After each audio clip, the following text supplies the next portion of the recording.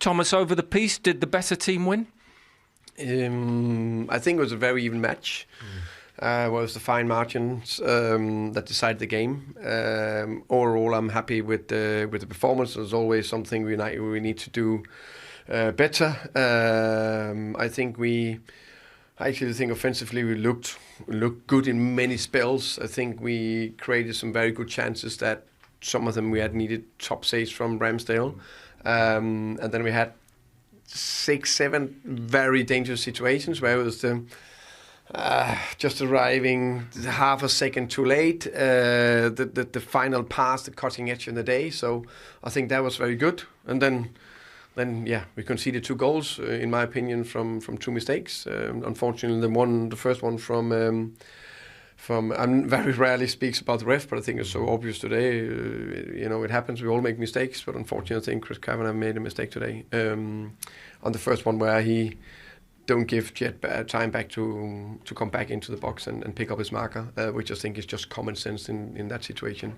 His boot was off. He had to tie his shoelaces. It's not like it's minute 23 of the game. It's not like we are whatever time wasting in minute 87 1-0 up. So and to put it on top, it was Shah was a Jets man. He had to mark. You've had a word, I think, with the referee, Chris Kavanagh. Did he explain why that decision was made? I think that's a conversation, of course, between Chris and I, and we'll keep that for ourselves. It happened, so we had a conversation about it. Yes, I think you mentioned the chances you created. I'm wondering if Richarlison will be wondering how he didn't score this evening. That always seemed to be maybe just that foot short.